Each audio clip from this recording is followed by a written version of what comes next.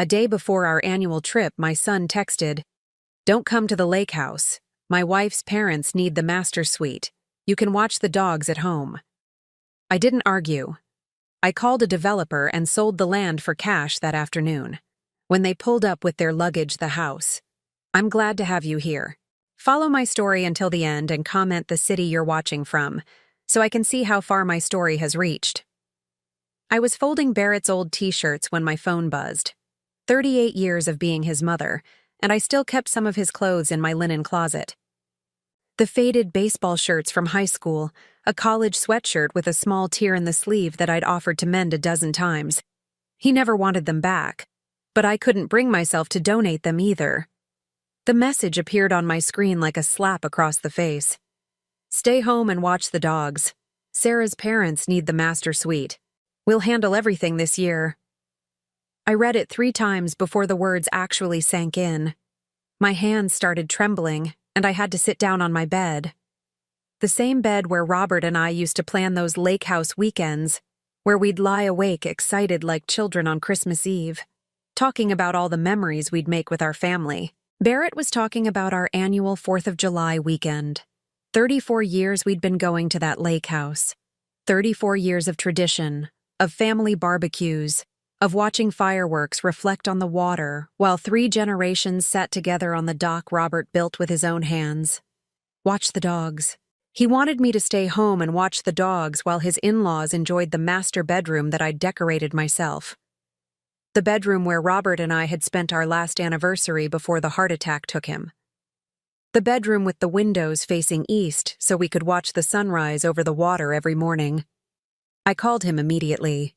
My fingers shook as I pressed his number, muscle memory from 15 years of worry every time he didn't answer right away. "Hi, Mom." His voice was distant, distracted. I could hear Sarah laughing in the background, probably at something on her phone. She was always on that phone. "Barrett, honey, I just got your message. I think there might be some confusion." "No confusion, Mom. Sarah's parents are coming, and you know how her dad's back is. He needs the good bed. The guest room would be too uncomfortable for them." The guest room. He was talking about the guest room like I was a guest in my own family tradition.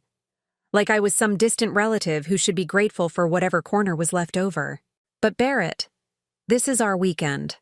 Our family weekend. We've been planning this since Easter. It's still family weekend. Maybe it would be better if you sat this one out.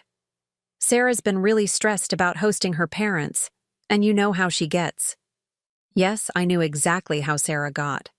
I'd watched her manipulate my son for 9 years, slowly cutting away pieces of him until I barely recognized the boy who used to call me every Sunday just to chat. The boy who used to bring me flowers on Mother's Day, not because he had to, but because he wanted to see me smile. "Barrett, I bought all the groceries yesterday. They're sitting in my refrigerator right now. I made my famous potato salad, the one your father always loved. I picked up those expensive steaks you like." Silence. Then, quietly, "Maybe you could drop them off tomorrow morning? Before we get there?" Drop them off. Like a delivery service. Like hired help. "I've been organizing this weekend for 34 years, Barrett, since you were 4 years old. Since before Sarah was even in your life." "Mom, don't make this about Sarah. This is just what works best for everyone." Everyone except me. But I didn't say that. I'd learned over the years that pointing out my own needs only seemed to annoy him more. "What about tradition? What about the photo we always take on the dock? We have 33 years of those photos, Barrett. 33 years of our family together in that same spot. We can take a photo next year." Next year. As if next year was promised. As if I'd still be welcome next year. Or if there would even be a next year for us. I was 62 years old. How many next years did I realistically have left with my son? "I don't understand this, Barrett. Help me understand how we went from planning our weekend together to me being uninvited from my own family tradition." Another pause. Longer this time. I could hear Sarah's voice in the background, sharp and impatient, though I couldn't make out the words. Look, Mom, I have to go. Sarah needs help with something. Just stay home this weekend, okay? Rest, relax. Take care of Buddy and Sasha for us. They love you. The dogs loved me. At least there was that. He hung up before I could respond. I sat there holding the phone, staring at the blank screen, feeling like someone had reached into my chest and squeezed my heart until it couldn't beat properly. I walked to my kitchen and stared at the bags of groceries lined up on my counter. $237 worth of food, Barrett's favorite beer, the expensive cheese Sarah pretended to like, fresh corn for the barbecue, everything I'd carefully selected to make our weekend perfect. On my refrigerator, held up by a magnet shaped like a little lake house, was this year's calendar. I'd marked the 4th of July weekend in bright red ink months ago. Lake House, family time, written in my careful handwriting. The same handwriting that used to fill out Barrett's school forms, sign his permission slips, write encouraging notes for his lunchbox. I pulled out my phone and scrolled through my photos. Last year's 4th of July. There we were on the dock, Barrett and Sarah and me. Barrett looked tired, but he was smiling. Sarah looked bored, but she was there. I looked happy, genuinely happy, because for that one moment, it felt like we were still a family. The photo from 2 years ago showed a different story. Barrett's smile was more forced. Sarah was checking her phone even in the picture. But we were together. We were trying. 3 years ago, 4 years ago, 5 years ago, right after Robert died. Barrett had his arm around me in that one, holding me up during my first holiday season without his father. He'd been so gentle with me then, so protective. When had that changed? When had I become the burden instead of the beloved? I set my phone down and walked to the window that faces the street. From here, I could see Mrs. Henderson next door watering her roses. She'd lost her husband 2 years after I lost Robert. We'd become friends in the way that widows do, bonding over the particular loneliness of sleeping in beds that used to be shared. Mrs. Henderson had 3 daughters. All 3 called her every week. All 3 included her in their holiday plans. She spent Christmas bouncing between houses, complaining good-naturedly about being too busy to rest. I used to envy her, though I tried not to let it show. Now I wondered what she would think if she knew that my only child had just uninvited me from the family tradition I'd spent 34 years building. I turned away from the window and found myself staring at the empty picture frame on my mantel. Every year, I put the new lake house photo in that frame. It was already waiting for this year's picture, the one that apparently wouldn't include me. My phone buzzed again. For a moment, my heart leaped. Maybe Barrett had changed his mind. Maybe he'd realized how cruel his message had been. It was Sarah. Hi, Marion. Just wanted to confirm you're okay with watching Buddy and Sasha this weekend. They've been so anxious lately, and you're so good with them. We really appreciate it. She was thanking me for being demoted to dog sitter. She was expressing gratitude for my humiliation. I didn't respond. I couldn't trust myself to type anything that wouldn't make things worse. Instead, I walked to my bedroom and pulled out the small suitcase I'd already packed for the weekend. 3 days' worth of clothes, carefully chosen. My comfortable jeans for morning coffee on the deck. The sundress Robert always said brought out my eyes.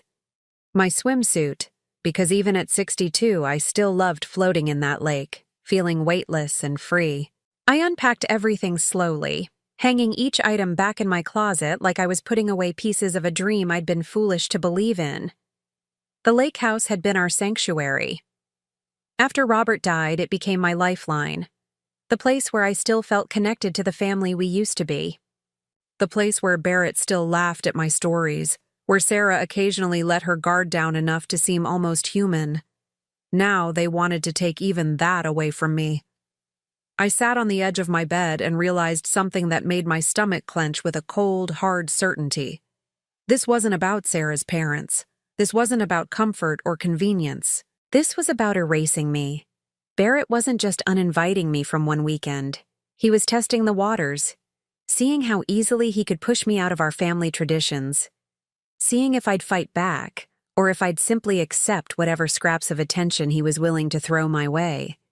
The worst part was, I probably would have accepted it. I probably would have shown up tomorrow morning with my bags of groceries, handed them over with a smile, and driven home to spend the holiday weekend alone with 2 dogs who weren't even mine. I probably would have done exactly what he expected me to do. But as I sat there in the growing darkness of my bedroom, something inside me shifted, a small, hard kernel of anger that I hadn't felt in years. Not the quick flash of irritation that comes and goes, but something deeper. Something that tasted like self-respect. I picked up my phone and scrolled through my contacts until I found the number Helen Henderson had given me last month. The developer who'd been trying to buy properties in the Lake District. The one she'd mentioned was paying cash, closing quickly. Before I could change my mind, I pressed call. A man answered on the second ring. Davidson Development. This is Mike. Hello, I said, surprised by how steady my voice sounded. I have a lake property I'd like to sell immediately. Mike Davidson arrived at my house 43 minutes after I called him. I'd spent those minutes pacing my living room, second-guessing myself with every step. What was I doing? This was insane. You don't sell a lake house worth $750,000 because your feelings got hurt. But then, I'd catch sight of Barrett's old school photos lining my hallway, and the anger would surge back. 22 years of parent-teacher conferences I'd attended alone after Robert died. 22 years of being both mother and father, cheerleader and disciplinarian. 22 years of putting Barrett first, only to be told I should stay home and watch the dogs. Mike was younger than I'd expected, maybe 45, with kind eyes and calloused hands that spoke of actual work rather than just office deals. He sat across from my kitchen table, spreading out papers while I made coffee with hands that still trembled slightly. Mrs. Patterson, I have to ask, are you sure about this? Waterfront property like yours, it's usually a family legacy kind of thing. I set his coffee cup down harder than necessary. It was supposed to be. He glanced up at something in my voice. Trouble with the family? You could say that. I pulled out my phone and showed him the photos I'd been scrolling through earlier. 34 years of 4th of July weekends. 34 years of making that place the center of our family's world. Mike studied the photos, his expression softening as he took in decades of smiling faces, birthday parties, graduation celebrations. Beautiful property. Beautiful family. What changed? I almost laughed, but it would have sounded bitter. My son got married. That wasn't fair to Barrett, and I knew it even as I said it. The changes had been gradual, so slow I'd barely noticed them happening. Like watching someone you love disappear piece by piece, until one day you wake up and realize they're a stranger wearing a familiar face. The house was my husband's dream, I found myself saying. Mike had that kind of face that made you want to explain things, to make him understand this wasn't just about money. Robert worked construction for 27 years. Good, honest work, but hard on the body. He used to drive by lakefront properties on weekends, especially this one piece of land that had been in the same family for generations.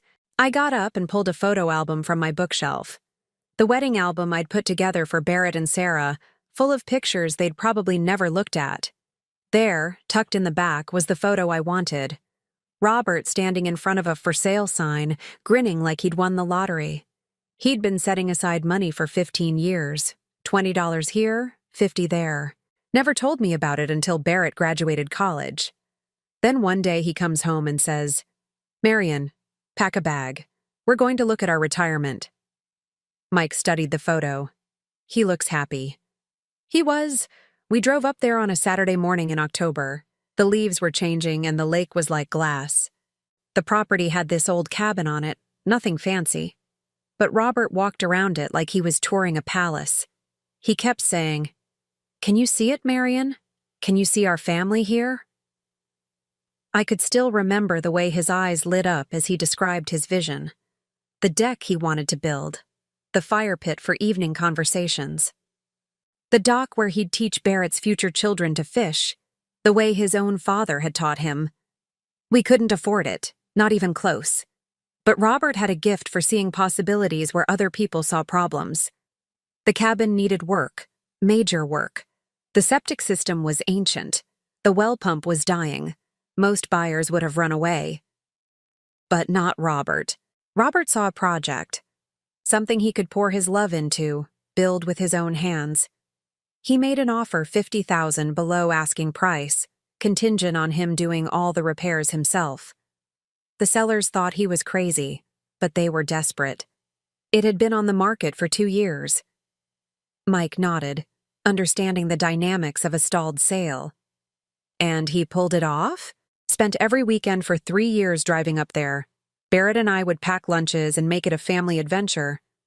Barrett was 7 when we bought it, 10 when Robert finished the renovations. Those were some of the best years of our lives.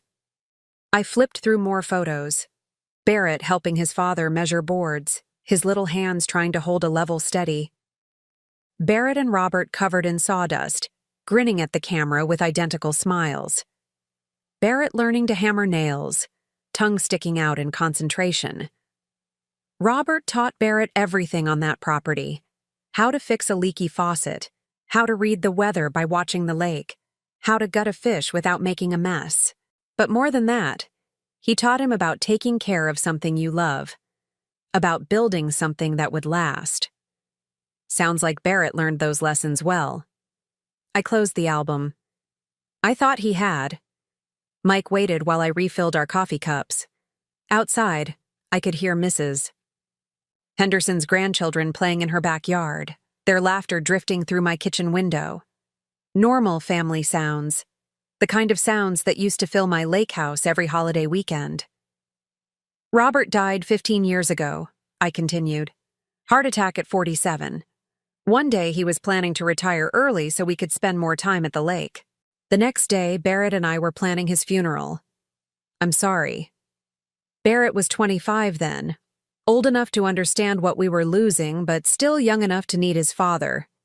That lake house became sacred to us after Robert died. It was where we felt closest to him, where we could still hear his voice in the wind through the trees. I showed Mike another photo. Barrett at 26, standing on the dock Robert had built, holding his father's fishing tackle box. He used to sit out there for hours, using Robert's old lures, convinced he could feel his dad's presence in the water. He'd tell me about conversations he'd had with Robert while he was fishing. Dreams where Robert gave him advice about work, about life, about becoming the man he was meant to be. What happened to change that? Sarah. The name came out sharper than I intended. Don't misunderstand me. Sarah isn't evil. She's just focused. She has very specific ideas about what kind of life she wants, and a rustic lake house didn't fit the image. Mike leaned back in his chair. She wanted him to sell it? She never said that directly. Sarah's too smart for that. She just started making it difficult to go. There was always something, a work event she couldn't miss, plans with her friends that couldn't be changed, a migraine that made her too sick to travel. Barrett started going up alone, but it wasn't the same. The house was designed for family, for gathering. One person rattling around in all that space just felt lonely. I got up and walked to the window again. Mrs. Henderson was helping one of her grandsons with a bicycle, steadying the seat while he pedaled in wobbly circles. The kind of scene I'd imagined playing out at my lake house someday, with Barrett's children.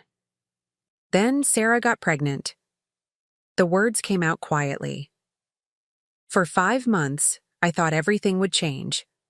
I started planning the nursery I'd set up in the lake house guest room. I bought a crib that would fit in the space by the window, where the baby could watch the sunrise. I imagined teaching my grandchild to swim in that lake, the way Robert had taught Barrett. Mike's silence felt gentle, inviting me to continue. Sarah miscarried at 22 weeks. We were all devastated but Barrett. It broke something in him. He stopped going to the lake house entirely. Said it hurt too much to be there, with all those empty rooms that were supposed to be filled with family. But you kept going. I had to. It was the only place I still felt like Robert's wife instead of his widow. The only place where Barrett's childhood wasn't just a memory. I started going up by myself, maintaining the property, keeping it ready for when Barrett was ready to come back. I pulled out my phone and showed Mike the photos from recent years. Me alone on the dock, raising a coffee cup in a solitary toast. Me tending the garden Robert had planted. Me sitting by the fire pit, surrounded by empty chairs. Sarah eventually agreed to start coming again, but only for special occasions. Only when it served some purpose for her. She'd invite her friends up for girls' weekends, or suggest we host Barrett's work colleagues for corporate retreats. She turned my sanctuary into a networking opportunity. That must have been hard to watch. I told myself it was worth it if it meant Barrett was using the house again. If it meant we were still gathering as a family, even if the gatherings felt different. Even if Sarah spent most of her time on her phone or complaining about the Wi-Fi signal, or suggesting improvements that would have destroyed everything Robert built with his hands.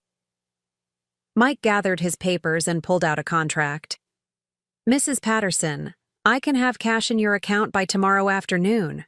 $700,000, as is, no inspections, no contingencies. But once you sign this, there's no going back. Are you absolutely certain this is what you want to do? I looked around my kitchen, at the reminders of the life I'd built around being Barrett's mother. The refrigerator covered with his old artwork, the cookbook filled with his favorite recipes, the calendar marking every important date in his life like a shrine to motherhood. Then I thought about his text message. Stay home and watch the dogs. 34 years of tradition, dismissed in a single sentence. 34 years of love, reduced to dog-sitting duties. How quickly can your crews clear the property? Mike checked his phone. If you sign today, we could have demo crews there by Monday morning. The old cabin will be gone by Wednesday. I picked up the pen. My hand steady now for the first time since Barrett's message had shattered my afternoon. Where do I sign? I didn't sleep Thursday night. Every time I closed my eyes, I saw Robert's face the day we first walked through that lake house. The way he'd run his hands along the rough cabin walls like he was blessing them. The way he'd stood on the shore and said, "This is where our grandchildren will learn to swim, Marion. This is where our family will grow old together." By Friday morning, I'd convinced myself I'd made a terrible mistake. $700,000 in my checking account felt like blood money. I'd betrayed Robert's memory, destroyed Barrett's inheritance, ruined everything over a moment of wounded pride. I was reaching for my phone to call Mike Davidson, to beg him to tear up the contract, when my doorbell rang. Mrs. Henderson stood on my porch holding a manila envelope, her face grim in a way that made my stomach clench. "Marion, honey, I didn't want to show you this, but I think you need to see it." She followed me into the kitchen and spread photos across my table. Color printouts from Facebook, timestamp dates stretching back months. My breath caught in my throat. Barrett and Sarah at my lake house, but not alone. "My niece Emma lives in town now, remember? She's been seeing that boy who works at the marina. They've been talking about all the parties up at your place." I picked up the first photo with shaking hands. Barrett and Sarah with 6 other couples, all of them holding drinks, standing on my deck like they owned it. Sarah was wearing a designer bikini I'd never seen before, posed like she was in a magazine spread. The timestamp read 3 weeks ago. 3 weeks ago, Barrett had called me to cancel our monthly dinner because he was swamped at work. Emma said they've been happening most weekends since spring. Mrs. Henderson continued gently. She thought you knew. She thought you were okay with it. I flipped through more photos. Barrett grilling steaks on the barbecue Robert built. Sarah and her friends lounging on the furniture I'd carefully chosen and maintained. Group shots around the fire pit. Everyone laughing like they didn't have a care in the world. In every single photo, my son looked happier than I'd seen him in years. "This one's from Memorial Day weekend," Mrs. Henderson said, pointing to a photo that made my vision blur with rage. Sarah was holding a champagne glass, standing in front of the hand-carved welcome sign I'd commissioned after Robert died. The one that read, "Patterson Family Lake House, Eastern 2010, where love lives on." but someone had taped a piece of paper over Patterson family. Now it read, Barrett and Sarah's Lake House. They'd erased me. Literally covered up my family name and replaced it with their own. Marion, are you okay? You've gone completely white. I couldn't speak. I kept staring at that covered sign, at the casual cruelty of it. They hadn't just excluded me from their parties. They'd rewritten history, pretending the house belonged to them alone. I flipped to the next photo and felt something crack in my chest. Barrett was standing exactly where Robert used to stand when he'd call us in for dinner, arms spread wide in the same gesture his father used to make. But instead of calling for family, he was posing for Sarah's camera, mugging like a college kid at spring break. The next photo showed Sarah's friends exploring the house. My house, the master bedroom where I'd grieved Robert's death. The guest room where I'd dreamed of rocking Barrett's babies. The kitchen where I'd cooked thousands of meals, where every pot and pan and coffee mug held memories of the family I'd thought we were. Emma said Sarah told everyone it was their family's vacation house, Mrs. Henderson said quietly. She never mentioned you at all. Their family's vacation house, not our family, theirs. I found my voice, though it came out hoarse and strange. How long have you known about this? Emma mentioned it a few weeks ago, but I didn't think much of it. Young people have different ways of doing things. I thought maybe you'd given them permission to use the house more freely. More freely. As if I'd ever restricted their access to a place I'd maintained entirely for their benefit. But when you told me yesterday about Barrett uninviting you from this weekend, about how he wanted you to watch the dogs. Mrs. Henderson shook her head. I realized Emma's stories didn't match what you were telling me, so I asked her to show me the photos. I stared at a picture of Sarah raising a toast, surrounded by friends I'd never met, in the living room where Robert and I used to play cards on rainy afternoons. The caption underneath read, Living our best lake life. So grateful for this perfect escape. Perfect escape? From what? From me? There's more, Mrs. Henderson said reluctantly. She pulled out her phone and showed me a screenshot of a text conversation. Emma's boyfriend sent this to her yesterday. The messages were between two people I didn't recognize, talking about this weekend's plans. Barrett said his mom finally won't be there this time. Thank God. Sarah said she's been trying to figure out how to get rid of her all summer. What's the deal with that? It's not even the mom's house anymore, right? I guess technically it is, but Sarah said Barrett's working on that. Something about getting her to sign it over or whatever. The phone slipped from my numb fingers. Getting me to sign it over. Barrett hadn't been gradually pulling away from me. He'd been systematically pushing me out of the lake house so he and Sarah could claim it as their own. The canceled dinners, the shortened visits, the excuses about being too busy to come up for weekends. It had all been calculated. While I'd been desperately trying to hold our family together, Barrett had been planning to take the house away from me entirely. Marion? Mrs. Henderson's voice seemed to come from very far away. Marion, you need to sit down. I was already sitting, but I felt like I was falling. 34 years of believing my son loved me. 34 years of sacrificing for him, working extra shifts to pay for the house maintenance, skipping my own needs to make sure he always had a place to escape to. And he'd been plotting to steal it from me. Not just use it without permission. Steal it. My phone buzzed. A text from Barrett. Change of plans. We're heading up tonight instead of tomorrow. Can you drop off those groceries by 6? And maybe throw in some extra beer? Sarah's parents drink more than I remembered. LOL. The casualness of it. The assumption that I'd just comply. The laughing emoji like this was all some light-hearted family joke. It hit me like a physical blow. He had no idea I'd discovered their secret parties. No idea I knew about Sarah's friends mocking me behind my back. No idea that Emma's boyfriend had exposed their plan to manipulate me into signing over the house. Barrett thought he was dealing with the same pushover mother who'd been enabling his selfishness for years. The mother who'd accepted every excuse, every cancellation, every gradual erosion of respect without fighting back. But that mother was gone. I stood up so abruptly that my chair fell backward. Mrs. Henderson jumped, alarmed by the sudden movement. "Marian, what are you thinking?" I was thinking about Robert building that dock board by board. I was thinking about Barrett as a 7-year-old, hammer in his tiny hands, so eager to help his father create something beautiful. I was thinking about all the love and hope and dreams that had gone into that house, now reduced to a party venue for people who'd never even met the man who built it. I was thinking about Sarah covering up my family name like I was something to be ashamed of. "I need to make a phone call," I said, my voice deadly calm. I dialed Mike Davidson's number.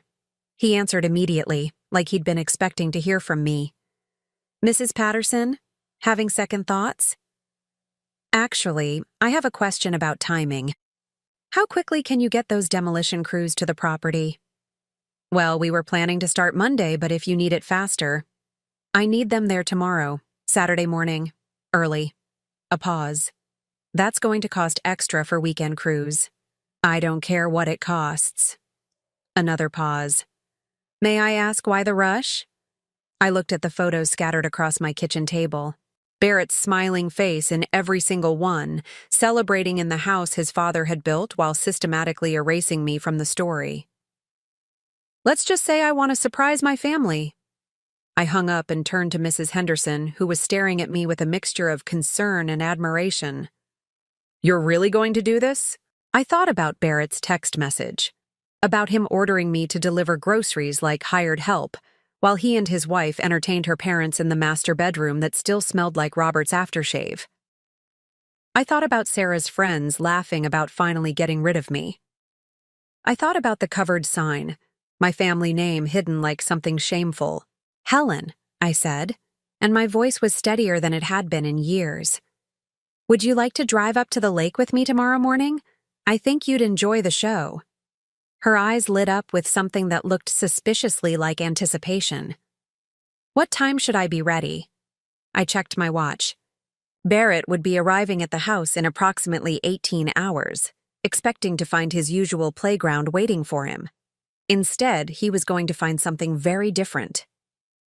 7 a.m., I said. "And bring your camera. I have a feeling this is going to be a weekend none of us will ever forget." The sound of construction equipment echoed across the lake like thunder. I sat in my car at the end of the long driveway, Mrs. Henderson beside me, watching 3 bulldozers tear into the house Robert had rebuilt with his own hands. The morning air was thick with dust and the smell of diesel fuel, but underneath it all, I caught the faint scent of the wild roses Robert had planted along the property line. They would be gone by noon, too. "Are you sure about this, Marian?" Mrs. Henderson asked for the 3rd time, though her voice held more excitement than concern. "Once it's down forever." I watched a section of the front porch collapse, taking with it the swing where Barrett used to read comic books on lazy summer afternoons. "It's been gone for a while, Helen. I'm just making it official." Mike Davidson's crew had arrived at 6:30, exactly as promised. 3 bulldozers, a demolition team, and enough equipment to level the house completely by Sunday night. The extra cost for weekend work had been worth every penny to see the foreman's confused expression when I'd insisted they start with the welcome sign. The same sign Sarah had covered with her own name was now buried under a pile of splintered wood and torn metal. My phone had been buzzing constantly since 7 a.m. First Barrett, then Sarah, then Barrett again. I'd ignored every call, every frantic text message. Let them wonder, let them panic, let them feel, for once, what it was like to have something precious ripped away without warning. "There," Mrs. Henderson said, pointing toward the main road. "Is that them?" Barrett's silver BMW appeared through the trees, moving fast enough to send gravel spraying behind it. Even from a distance, I could see the car swerving slightly as the driver tried to process what they were seeing. The car skidded to a stop 50 feet from the construction zone. Barrett jumped out so quickly he left his door hanging open, his face a mask of shock and disbelief. Sarah emerged more slowly from the passenger side, her designer sunglasses hiding her eyes but not the rigid set of her jaw. I rolled down my window to hear better. "What the hell is happening here?" Barrett's voice carried across the noise of the machinery, high and strained with panic. Mike Davidson approached them, clipboard in hand, his expression professionally neutral. "You folks need to stay back behind the safety line. This is an active demolition site." "Demolition?" Sarah's voice cracked on the word. "There must be some mistake. This is our house. We're supposed to be here this weekend." "No mistake, ma'am. Property was sold yesterday. New owners wanted immediate clearing for development." Barrett grabbed Mike's arm, and for a moment I thought my son might actually strike him. "Sold? This house can't be sold.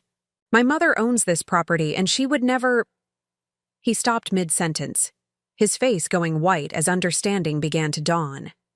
Sarah ripped off her sunglasses, revealing eyes wild with rage and disbelief. "Where is she? Where's Marion?" Mrs. Henderson nudged me. "Here we go." I got out of my car and walked toward them, taking my time. With each step, I felt something I hadn't experienced in years, complete control of a situation involving my son. For once, Barrett was the one scrambling to understand.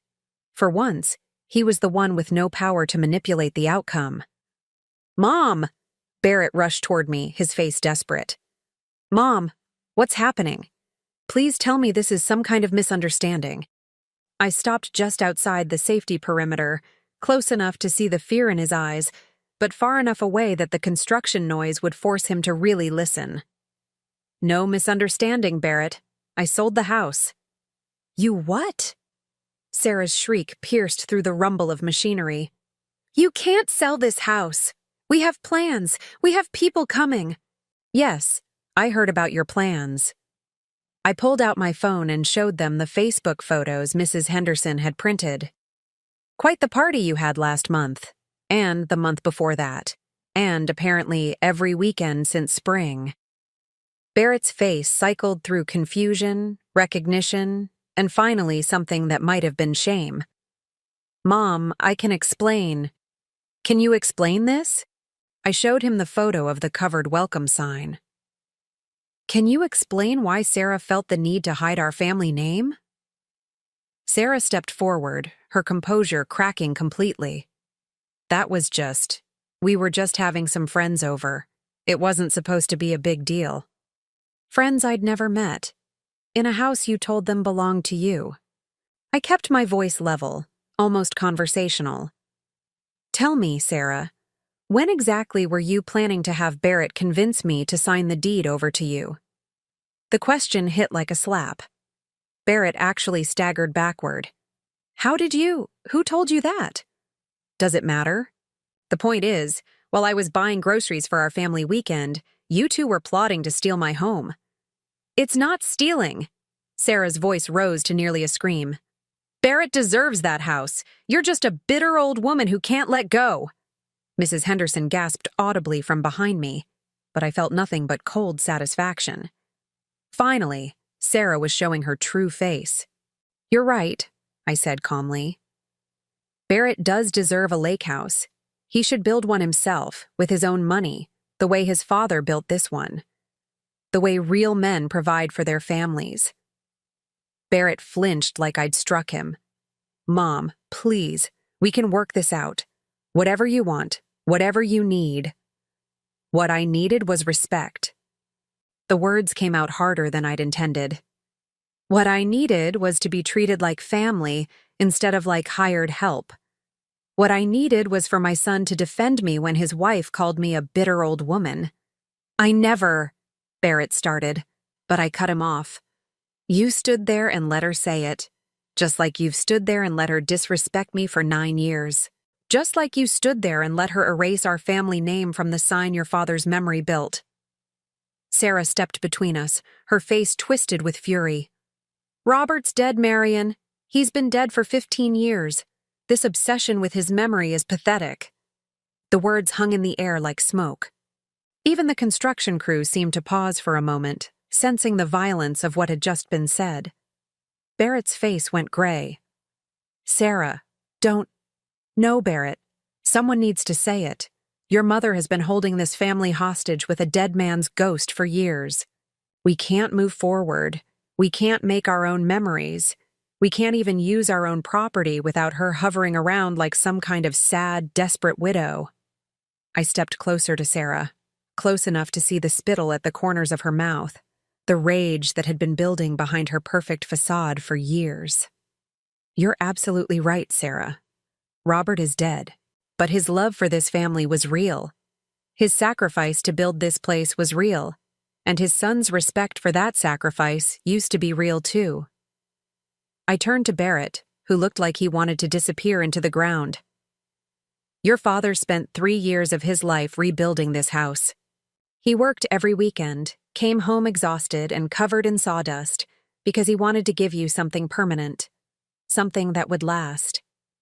He dreamed of teaching your children to fish off that dock, the way he taught you. Barrett's eyes filled with tears, but I wasn't finished. He never got to meet those grandchildren. He never got to see you become a man. But he believed you would honor what he built here. He believed you understood the difference between earning something and taking it. I did understand, Barrett whispered. I do understand. No, you don't. I shook my head sadly. If you understood, you wouldn't have plotted to steal this place from me. If you understood, you wouldn't have let your wife mock your father's memory. If you understood, you would have built something of your own instead of trying to take mine. Sarah laughed, a harsh sound that cut through everything else. Built something of his own? With what money? Barrett can barely afford his car payments, much less buy lakefront property. The admission hung between us like a confession. Barrett's financial struggles, the debt I suspected but had never asked about, the reason they needed my house instead of buying their own. Is that true, Barrett? I asked quietly. He couldn't meet my eyes. Things have been tight lately. Sarah's spending, my job market, the house payments. So you thought you'd solve your money problems by stealing from your mother. It wasn't stealing, he exploded finally. You're going to die someday anyway. I'm your only child. That house should come to me. The words echoed across the construction site. Should come to him. Like my love, my sacrifice, my years of maintenance and care meant nothing. Like I was just an inconvenient obstacle between him and his inheritance. I looked at my son, really looked at him, and realized I was seeing a stranger. The little boy who'd helped his father build this place was gone, replaced by a weak, greedy man who felt entitled to things he'd never earned. You're right, Barrett. Someday I will die. And when that day comes, you'll inherit whatever I choose to leave you. I gestured toward the demolition site, where the last wall of the house was coming down in a shower of dust and memories. Today isn't that day, and this isn't that house. Sarah grabbed Barrett's arm, her face desperate now instead of angry. Do something. Stop them. This is our future they're destroying. But Barrett just stood there, watching bulldozers bury 34 years of family history under piles of debris. His face was blank, shocked, like he was seeing the consequences of his choices for the first time. The bulldozers will be finished by tomorrow evening, I said, turning to walk back to my car. I'll have the property cleaned up and ready for the developers by Monday morning. Where are we supposed to go? Sarah called after me. We told people we'd be here. We have nowhere else. I stopped and looked back at them one last time. Barrett and Sarah, standing in the ruins of everything Robert had built, everything I had maintained, everything they had taken for granted. I guess you'll have to figure that out, the same way you plan to figure out how to steal my house, I said. Without me. As I walked away, I heard Sarah screaming at Barrett, blaming him for losing control of his mother, for not handling the situation better, for not being man enough to prevent this disaster. I heard none of it from Barrett in response. Mrs. Henderson was waiting in the car, practically vibrating with excitement. Marion, that was incredible. I've never seen anything like it. I got into the driver's seat and started the engine, pulling away from the demolition site without looking back. In my rearview mirror, I could see Barrett and Sarah still standing there, surrounded by the debris of their entitled expectations. "How do you feel?" Mrs. Henderson asked as we drove toward town. I considered the question as we passed the marina where Robert used to buy bait, the ice cream stand where Barrett had celebrated his first successful fishing trip, the general store where 3 generations of my family had bought supplies for countless lake weekends. All of it was ending. All of it was gone. But for the first time in 15 years, I wasn't the one being left behind. "Free," I said finally. "I feel free." 3 months after the demolition, I was sitting in a cafe in Portland, Oregon, watching the rain streak down the window while I waited for my real estate agent. Not the rain I was used to back home, but something gentler, more purposeful. Everything about this city felt purposeful, from the way people walked with intention down the tree-lined streets to the way conversations flowed in coffee shops without the underlying tension I'd grown accustomed to. My phone buzzed with another call from Barrett, the 7th one this week. I let it go to voicemail, just like all the others. There would be time to deal with Barrett later, when I was ready, when I had built something strong enough to withstand whatever manipulation he was preparing. "Mrs. Patterson?" A woman with kind eyes and silver hair approached my table. "I'm Linda Chen. Are you ready to see your new home?" I stood up, smoothing down the jacket I'd bought last week. Nothing fancy, but new. Everything about my wardrobe was new now. After Barrett's confrontation at the lake, I donated most of my old clothes to charity. All those careful, conservative outfits chosen to avoid drawing attention, to avoid giving anyone a reason to criticize the grieving widow, the devoted mother who never quite measured up. The woman looking back at me from dressing room mirrors now was someone I barely recognized. Confident, purposeful, free. "I'm ready," I told Linda, and meant it completely. The house was a 15-minute walk from the cafe, in a neighborhood full of craftsman homes and established gardens. Nothing like the lake house Robert had built, nothing like the suburban prison I'd maintained for 38 years. This was something entirely mine. "Built in 1922, Linda explained as we walked up the front steps. "The previous owner was an artist. She lived here for 47 years before moving to assisted living." The front door opened onto hardwood floors that gleamed in the afternoon light. Large windows, built-in bookshelves, a fireplace that actually worked instead of just providing decoration. The kind of house where people lived intentionally, where every room had a purpose beyond just filling space. "The kitchen was updated 5 years ago," Linda continued, leading me through rooms that felt like possibilities instead of obligations. "All the appliances are included." I ran my hands along the granite countertops, imagining cooking meals for one without guilt. No more preparing elaborate dinners that went unappreciated. No more buying Barrett's favorite foods in case he decided to visit. No more organizing my entire life around someone else's unpredictable needs. "There's something else I think you'll love," Linda said, opening a door I hadn't noticed. The room beyond was flooded with natural light from a wall of windows facing north. Built-in easels lined one wall. Storage cabinets filled another, a workspace designed for creation, for pursuing something meaningful instead of just maintaining what already existed. "The previous owner was a painter," Linda explained. "She said this room gets the most beautiful light in the afternoons." I stood in the center of the studio, feeling something I hadn't experienced since Robert died. Possibility. Not the careful, tentative hope of maybe someday, but the immediate electric sense that my life could be different starting right now. "I'll take it," I said without hesitation. Linda blinked, clearly not expecting such a quick decision. "Don't you want to think about it? Discuss it with your family?" "There's no family to discuss it with," I said, and the words didn't sting anymore. They were simply fact, no more painful than saying the sky was blue or the rain was wet. We spent the next hour filling out paperwork. Purchase price, $425,000. Down payment, $300,000 in cash. No mortgage, no monthly payments, no financial obligations to anyone but myself. When Linda asked about my plans for the property, I found myself talking about things I'd never said out loud before.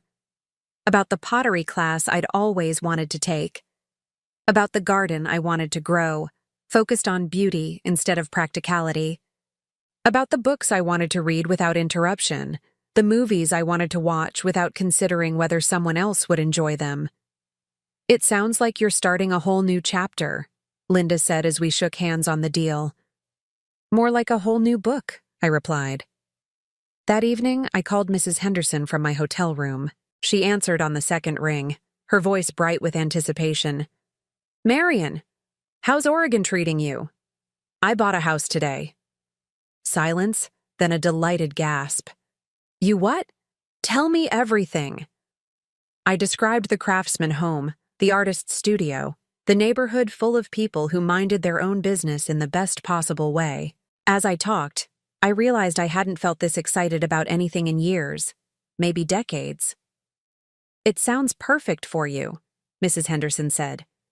"When do you move in?" "Next month. I'm having everything shipped from storage."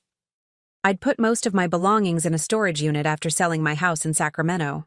Another decision that had shocked Barrett, though he'd been too busy dealing with his own financial crisis to protest much.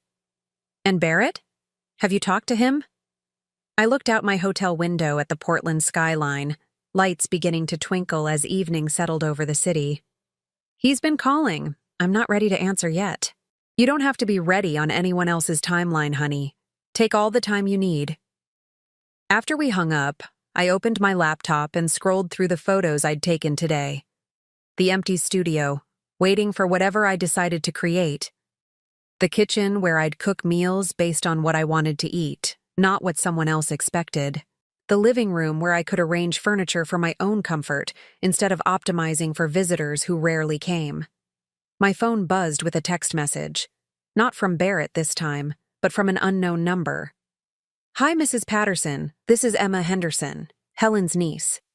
She gave me your number and said you might be interested in some information about Barrett and Sarah." I stared at the message for a long moment. Emma, the young woman whose boyfriend had exposed Barrett and Sarah's plan to steal my house. Part of me wanted to ignore it, to focus on moving forward instead of looking backward. But a larger part needed to know. "What kind of information?" I typed back. The response came immediately. "Sarah left Barrett 3 weeks ago, took half of everything and moved back to her parents' house. Barrett's been asking around town about you, trying to find out where you went." I set the phone down and walked to the window again. Sarah had abandoned Barrett the moment their scheme fell apart. Of course she had. Without my lake house to offer her friends, without the prospect of inheriting valuable property, Barrett had nothing to offer her except debt and disappointment. My phone buzzed again. "He's been telling people you had some kind of breakdown, that the stress of being a widow made you do crazy things. Thought you should know what story he's spreading." A breakdown. Barrett was rewriting history again, casting me as the unstable one while he played the long-suffering son dealing with his mentally ill mother. The same pattern he'd learned from Sarah. The same refusal to accept responsibility for his own choices. I typed back, "Thank you for letting me know." Then I blocked the number. Barrett's version of events didn't matter anymore. Let him tell whatever stories helped him sleep at night. Let him blame his mother for his failed marriage, his financial problems, his inability to build anything lasting on his own. The truth was simpler and more devastating than any lie he could construct. He had revealed himself to be someone I no longer recognized as my son. I spent the next week exploring Portland, learning the rhythms of a city that felt like home in ways I'd never expected. Coffee shops where people worked on laptops or read books without constantly checking their phones. Bookstores with knowledgeable staff who made recommendations based on actual conversation instead of just pushing bestsellers. Galleries showing work by local artists, people who'd chosen to create something beautiful instead of just consuming what others had made. On Thursday, I signed up for a pottery class at a studio 3 blocks from my new house. The instructor was a woman about my age who'd started making ceramics after her divorce, turning her need to create something with her hands into a second career that brought her more satisfaction than her first. Have you ever worked with clay before? She asked as I filled out the registration form. No, but I think it's time I learned. She smiled. Best reason to start anything. What made you decide on pottery? I thought about Robert's hands, always building something, always fixing what was broken. I thought about Barrett's hands, which had learned to take but never to make. I thought about my own hands, spent decades serving others, now ready to create something entirely for myself. I want to make something that will last, I said. Something beautiful that belongs only to me. The first class was the following Monday. I spent the weekend setting up my new house, arranging furniture and unpacking boxes with a sense of purpose I hadn't felt in years. No photo albums full of Barrett's childhood pictures. No shrine to motherhood in every room. Just my things, arranged for my comfort, in spaces designed for my life. Sunday evening, as I sat in my new living room with a glass of wine and a book I'd chosen simply because it interested me, my phone rang with Barrett's number. This time, I answered. Mom. His voice was smaller than I remembered, uncertain in a way that made him sound like a child again. Please don't hang up. I waited. Sarah left me. I heard. She took everything, the furniture, the car, even the dog, she said. His voice broke slightly. She said I was weak for letting you destroy our future. Our future. Even now, even after everything, he couldn't see that the future he'd planned had been built on theft and manipulation. I'm sorry your marriage failed, Barrett. Are you? The question came out sharper than he'd intended. Because it feels like you got exactly what you wanted. I set down my wine glass and looked out at the Portland skyline, at the life I was building 3 states away from everything I'd once thought mattered. What I wanted was a son who respected me enough not to steal from me. What I wanted was a family that included me instead of plotting to erase me. What I wanted was to matter to the people I'd spent my life serving. You did matter. You do matter. No, Barrett, I was useful. There's a difference.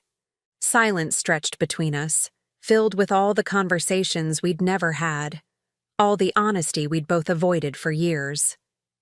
I don't know how to fix this, he said finally. You can't fix it, I said gently. But you could try building something new, something honest, something that doesn't require taking from other people. I don't know how to do that. Then learn. The way your father learned to build that lake house, the way I'm learning to live without you. I hung up before he could respond, before his need could pull me back into the old pattern of sacrifice and service and disappointment. Outside my window, Portland was settling into evening, lights coming on in houses where people lived their own lives, made their own choices, built their own definitions of family and home and happiness. For the first time in 38 years, I was one of them. 5 months later, I was in my pottery studio when the doorbell rang. My hands were covered in clay, halfway through shaping what would become a serving bowl for the dinner party I was hosting next week.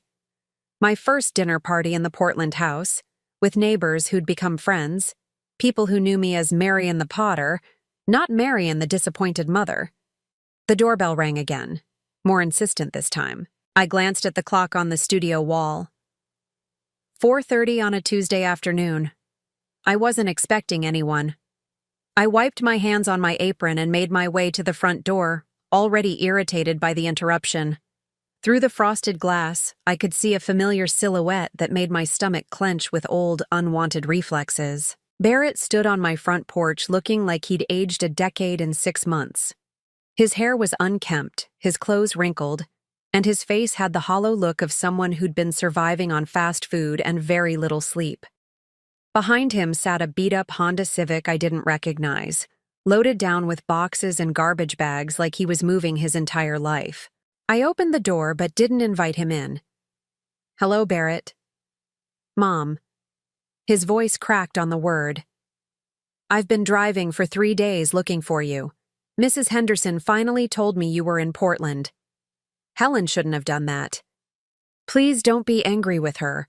I told her it was an emergency. I studied his face, looking for signs of genuine crisis versus the manufactured urgency he'd used to manipulate me for years. He looked genuinely desperate, but that didn't necessarily mean anything had actually changed. What kind of emergency? He gestured vaguely at the car full of his possessions. I lost the house, lost my job, everything just... He swallowed hard. Everything fell apart after Sarah left. I'm sorry to hear that. Barrett blinked, clearly expecting more reaction. When none came, he stepped closer to the door. Mom, I was hoping. I need a place to stay. Just temporarily. Just until I can get back on my feet. There it was. The real reason for his cross-country pilgrimage. Not remorse, not genuine desire to repair our relationship, but need. Barrett needed something from me, so Barrett had come calling, just like always. I see. I know things ended badly between us. I know you're angry, but I'm still your son, and His voice broke again. I have nowhere else to go. I looked past him at the car full of his life's debris. Clothes and electronics and the detritus of a man who'd never learned to build anything lasting because he'd always assumed someone else would provide the foundation. Have you eaten today? He shook his head, relief flooding his features at what he interpreted as maternal concern breaking through. There's a diner 6 blocks down on Hawthorne. Decent food, reasonable prices. You should get something to eat and find a motel for the night. We can talk tomorrow. A motel? He stared at me like I'd suggested he sleep in a cardboard box. Mom, I can't afford a motel. I've got maybe $60 to my name. Then you should be more careful how you spend it. I started to close the door, but Barrett caught it with his hand. Wait, please. Just let me come inside. Let me explain what happened. Once you understand... I understand perfectly, Barrett. Your wife left you because you weren't useful to her anymore. Your employer fired you because you weren't reliable. Your creditors foreclosed on your house because you couldn't manage your finances. And now you're here because you think I'll rescue you from the consequences of your own choices. He flinched like I'd struck him. That's not. It's more complicated than that. Is it? I removed his hand from my door and stepped back. Tell me, Barrett, what exactly did you think would happen when you showed up here? Did you imagine I'd take one look at you and forget everything that happened at the lake house? Did you think I'd invite you to move into my spare bedroom and go back to taking care of you like you're still a child? I thought. He swallowed hard. I thought you'd forgive me. I'm your son. That's what mothers do. The audacity of it took my breath away. After everything he'd done, everything he'd put me through, he still believed he was entitled to my forgiveness simply by virtue of existing. Forgiveness isn't the same thing as enabling, Barrett, and being your mother doesn't mean I have to rescue you from every mess you create. But you did it before. You did. When Dad died, when I couldn't find work right after college, when Sarah and I were having problems. Yes, I did. And look what it taught you. That there would always be someone to clean up your mistakes. That you never had to face real consequences because Mom would always be there with an open checkbook and an open door. Barrett's face crumpled. I'm not asking for money. I'm just asking for a place to stay. A place to stay while you figure out how to rebuild your life using my resources. A place to stay while you eat my food, use my utilities, and slowly take over my space the way you took over the lake house. I wouldn't do that. You've already started. I gestured toward his car. You brought your entire life here without asking if you were welcome. You assumed I'd take you in because you assumed I'm still the same woman who spent 38 years prioritizing your needs over my own happiness. Barrett stared at me, his mouth opening and closing like he was trying to form words that wouldn't come. Finally, he found his voice. What happened to you? I grew up. I realized that loving someone doesn't mean letting them destroy you. I learned the difference between being a good mother and being a doormat. You sound like Sarah. The comparison hung in the air between us, meant to wound. Barrett still believed that calling me selfish, comparing me to the woman who'd manipulated him, would make me back down and return to my old patterns of guilt and accommodation. Instead, I laughed. Good. Sarah may have been a terrible wife and a worse person, but she understood something I took 62 years to learn. She understood that you don't owe other people your life just because they share your DNA. Barrett took a step backward, genuine shock replacing his calculated desperation. I can't believe you're saying this. Then you haven't been listening for the past 40 years. I started to close the door again, but Barrett's voice stopped me. What am I supposed to do? For the first time since he'd arrived, I heard something genuine in his voice. Not manipulation, not entitlement, but actual fear. The fear of a man who'd finally run out of people to use and places to hide. I softened my tone, though I didn't change my position. You're supposed to figure it out, Barrett, the way adults do. Get a job, any job. Find a room you can afford. Start building a life based on what you can earn instead of what you can take from other people. I don't know how to do that. Then learn. The same way I learned how to live without your father. The same way I learned how to live without you. Barrett stood there for a long moment, staring at me like he was trying to reconcile the mother he'd always known with the woman standing in front of him. The mother who'd always given in, always found a way to help, always put his needs first. That mother was gone, and we both knew it. If I do that, he said quietly, if I figure out how to build something on my own, would you? Could we ever? Have a relationship again? He nodded, hope flickering in his eyes for the first time since he'd arrived. I considered the question, really considered it. Not the automatic yes I would have given 6 months ago, but an honest assessment of what it would take for me to trust my son again. Maybe, I said finally, if you can prove that you've changed, if you can build something real without taking from other people, if you can show me that you understand what respect actually means. How long would that take? However long it takes. Maybe a year, maybe 5 years, maybe never. That's not up to me, Barrett. That's up to you. He stared at me for another moment, then looked back at his car, at the chaos of his collapsed life waiting for him. I love you, Mom. I love you too, I said, and meant it. But love isn't enough anymore. It has to be earned. Barrett nodded slowly, like he was finally beginning to understand the difference. He turned and walked back to his car, his shoulders slumped with the weight of actual responsibility. As he drove away, I caught a glimpse of his face in the rearview mirror. For the first time in years, Barrett looked like a man instead of a boy. Scared, uncertain, but finally forced to confront the real world without a safety net. I watched until his taillights disappeared around the corner, then went back inside to my pottery studio. My serving bowl was still waiting on the wheel, half finished but full of potential. I settled back onto my stool, wet my hands, and began to shape the clay again. Tomorrow, I would host my first dinner party for friends who chose to spend time with me because they enjoyed my company, not because they needed something from me. Next week, I would start an advanced pottery class where I'd learn new techniques for creating things that had never existed before. And someday, maybe Barrett would knock on my door again, not as a desperate man seeking rescue, but as someone who'd learned to build his own life, who could offer something to our relationship instead of just taking from it. Until then, I had my own life to live, my own dreams to pursue, my own clay to shape into something beautiful and lasting and entirely mine. Outside my studio window, Portland sparkled in the late afternoon light, a city full of people who'd learned to start over, to rebuild, to create something new from the pieces of whatever they'd left behind. I was one of them now.